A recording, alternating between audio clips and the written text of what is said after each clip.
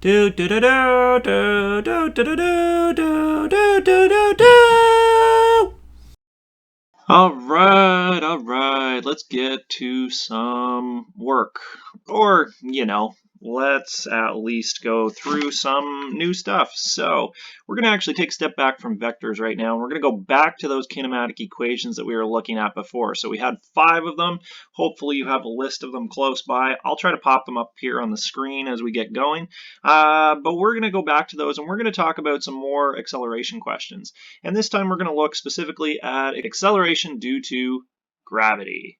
All right, so we know that gravity affects everything. You throw something up in the air, it doesn't just keep going forever, it comes back down.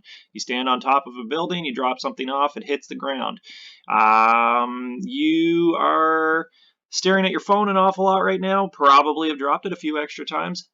It falls to the ground due to gravity. So we're going to talk about acceleration due to gravity. So one thing that you guys will need to know is what the accepted value of gravity is. So gravity works on everything here on Earth. The accepted value of gravity is a grav, so acceleration due to gravity equals 9.81 meters per second squared. And this is going to change depending on where on Earth you are. If you're at sea level, it's going to be a little bit greater than that. If you're at the top of Mount Everest, it's going to be a little bit less than that. But this is the one we're going to go with. Okay, so 9.81 meters per second squared. I didn't put a sign here with it because, as we'll see later on, you can actually make this a positive or a negative depending on the question and what you're doing. Let's actually just write that here. So I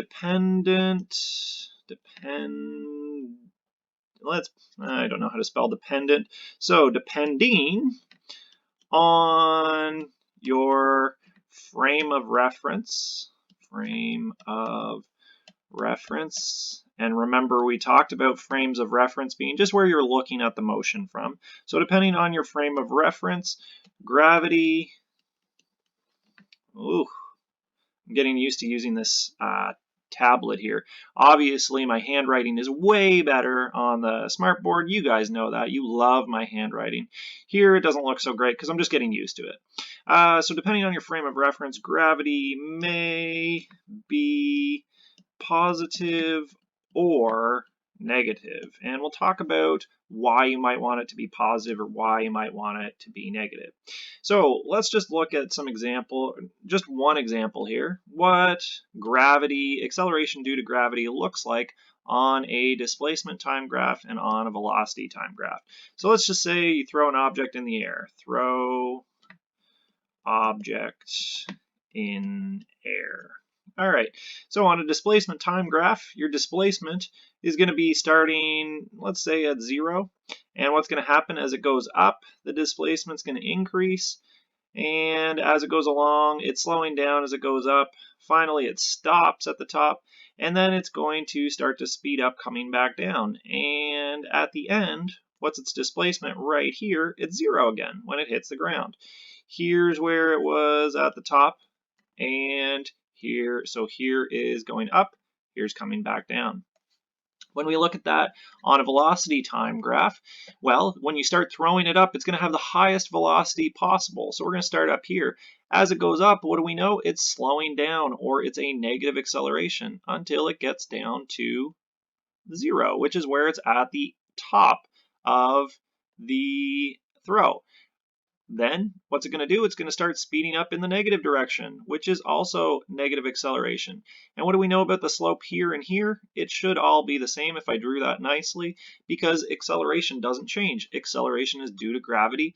The entire time here, this acceleration is negative 9.81 meters per second squared. All right. Let's do some examples with this. So if you printed off the notes, you should see this sample problem here, and then I'm going to also do question number 1 from the worksheet, which is also here in the notes. So sample problem. An object is thrown straight up in the air, so this is the same as what we're talking about, and reaches a height of 3.5 meters. So this is going to be important. what is its initial or launch or muzzle velocity? These are just different words you're going to see in these questions. They all mean the same thing. Initial, launch, muzzle, all means at the start. So this is two questions actually. What's its initial velocity and how long is it in the air before it's caught? So as you may or may not remember, when we do these types of kinematic equations, we like to follow a bit of a process. So the first thing is to draw a little sketch of the situation. So here's my time, here's my velocity. Probably should have drawn this a little bit more. This is the same thing as what we just had in the last question, where we started throwing an object up and it slowed down in the positive direction until it stopped, and then it started speeding up in the negative direction, coming back down, right? So when we do this, we're going to call this section 1, section 2, ... So we got something like this. We decided that, our convention is that up is positive and down is negative. So in this case, the way that we drew it, we followed that frame of reference. So our acceleration due to gravity, it's pulling it downward. So that acceleration is negative 9.81 meters per second squared. All right, so what is its initial velocity? So we're looking at this point right here. What is that? So let's look just in section 1. We want to know what is the initial velocity here. What do we know? Well, we know the displacement in this time. It says it reaches a maximum height of 3.5 meters. So our displacement is positive 3.5 meters. Do we know anything else? Yes, we know our final velocity. What's the final velocity? Right here, 0, which also makes sense. When it's at the top of that parabolic shape, it's going to be traveling at a velocity of 0, so 0 meters per second. So if we pop up our kinematic equations here, we can decide which one will work best for us here. And you could choose multiple different ones.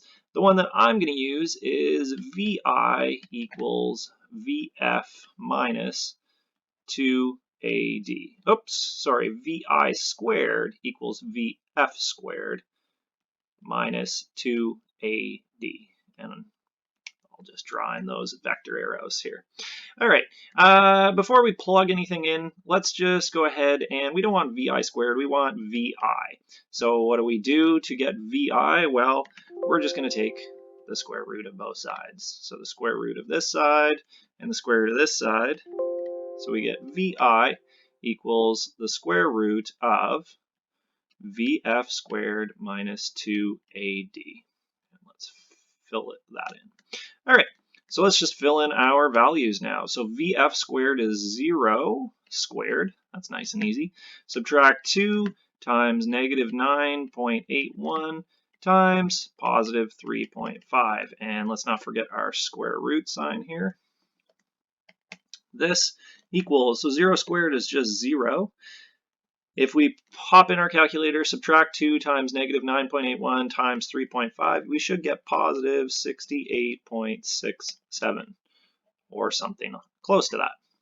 All right, I'm going to draw over here. So we get VI equals, we just continue simplifying that. We're just going to have the square root of 68.67. Now, keep in mind, when you take square root, you can have a positive or a negative value. So when you plug this into your calculator, you're going to get 8.3. So I've rounded that to 2 significant digits because we had 2 significant digits, 3.5 meters.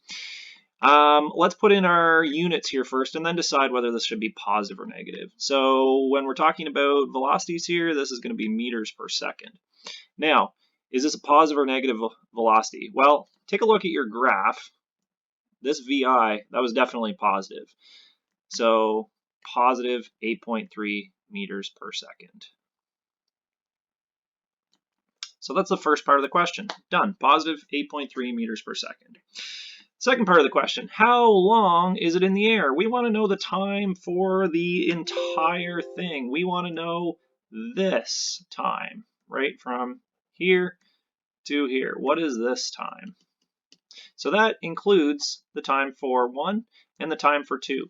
Now, one thing that's important to note, what do you know when you throw something up in the air? Well, It starts off at some initial velocity. In this case, it was positive 8.3 meters per second. It slows down until it hits 0 and then starts speeding up in the negative direction. What's the velocity going to be here? It's going to be the same as the initial velocity that it was thrown with, except the opposite sign. This is going to be negative 8.3 meters per second. And up here, this was positive 8.3 meters per second. So that's actually going to help us out, because now what we're going to do is we're going to look, instead of looking at section 1 and section 2, we can put it all together into one thing. So, oops. If we want the time for total, we've thrown something up in the air. Maybe it's a cell phone, maybe it's your sister, maybe it's, I don't know, you fill in the blank. Time for total, I don't know, trip of that up in the air. I don't have a better word for it right now. So time for the total trip. So let's fill in what we know. Well, we know the entire thing. The initial velocity was positive 8.3 meters per second. The acceleration is negative 9.81 meters per second squared. We know VF, we just talked about that up above. It's the same as VI, except with the opposite sign, negative 8.3. What's our displacement at the end? I don't know whether we're going to use it here or not, but what's our displacement? Well, you threw it up and it came back down to where it started, so our displacement ends up being 0 meters. And we're looking for time. So, again, you choose the kinematic equation that works for you. I'm going to use, in this case, I'm going to use VF equals VI plus AT. And I'm just going to rearrange that for T. So T equals VF minus VI divided by A. I'd encourage you to go back and work on rearranging formulas if you're not sure how I got that. So now let's just fill stuff in here. We have negative 8.3 subtract positive 8.3 divided by negative 9.81. Subtract a positive, that's the same as adding a negative, so we get negative 16.6 divided by negative 9.81, and that gives us 1.7 when I round to two significant digits. So 1.7, let's put in our units here, seconds. So does that make sense? Yeah, probably. You throw something up in the air, it goes up, it comes back down. Yeah, that probably makes sense. A little less than 2 seconds for it to go 3.5 meters up and 3.5 meters down. Sounds good to me. All right, let's do from the acceleration due to gravity worksheet here. Let's do this first question. So it says a student standing on the roof of a building that's 88.5 meters tall, about 30 floors, drops a stone over the edge. Let's just be clear. Don't do this. You'll kill someone. Don't do it, please. We get to have fun in physics class by coming up with ridiculous questions like this, but don't do it, okay? So, how long does it take for the stone to reach the ground? And the answer, I've already given it to you, is 4.25 seconds. The answers for the other questions are also on the worksheet, so you know whether you've done it correctly or not. If you can't get 4.25, you know you haven't done it properly. All right, so here is our situation. We've got a building, here's some windows. We'll pretend like I've drawn 30 stories. Here's the student, and here's the rock that they've dropped down there, right? So which way is gravity working? It's going, oops, my notation here is a little bit wonky. Acceleration due to gravity is going this way, right? Normally we would say down is negative, but take a look. Unlike the last question where the thing went up and then came back down, think about the stone. It's only going in one direction. So would you rather work with a bunch of negatives? Or would you rather just say, hey, what if we say down is positive and then we just work with a bunch of positives? Let's do that instead. So we're going to say that down equals positive. So now that means that our acceleration is going to be positive 9.81 meters per second squared. Let's draw our little graph of the situation here. So here's my v, here's t.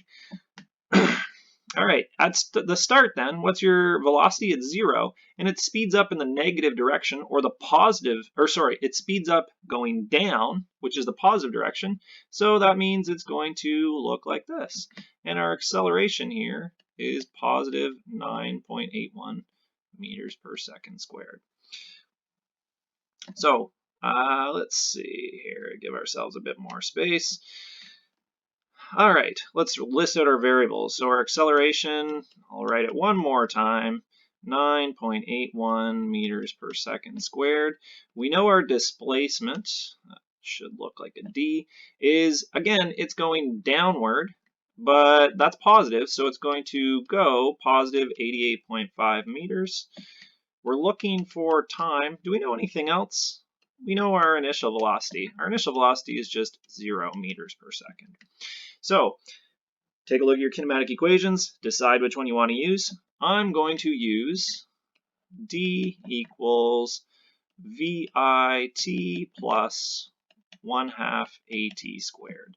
Let's fill some stuff in and you'll see why, even though t shows up twice, it doesn't make a difference in this case. So we have 88.5 equals 0 times t plus 1/2 positive 9.81 times t squared. What's 0 times t give us? If you said 0, you're right. This just disappears. So no biggie.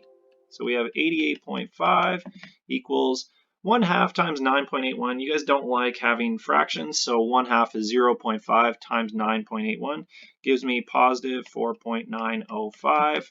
And then don't forget our t squared here. We want to eventually solve for t, so let's divide by 4.905 on both sides. And again, we'll just show this is going to cancel out. So we're going to get 18.0 equals t squared. That looks like 2t. Let's try that again. T squared. All right, we don't want t squared, we want t. So what do we finally have to do? We got to take the square root and take the square root. So the square root of 18 is 4.25 equals t. All right, I put in 3 significant digits, which is correct here. We need units. Time is going to be in seconds here. Remember, square root can give us a positive or a negative. So does it even make sense to use a negative time? No, it doesn't. Do I really need to put a positive here? No. Time's not a vector, so we're always going to be dealing with positives. So positive 4.25 seconds.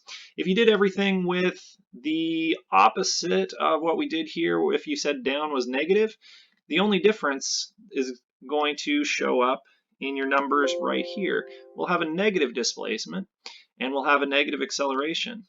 So we'll have negative. This will be a negative. But what happens then, in order to get rid of that, we'll have to divide by a negative, and we'll have to divide by a negative. And a negative divided by a negative gives us the exact same thing here. So it doesn't matter, but you guys don't like keeping track of negatives, don't like dealing with them if you don't have to, so don't do it. Now, I want you guys to try the rest of the acceleration due to gravity worksheet. Good luck, and let me know if you have any questions.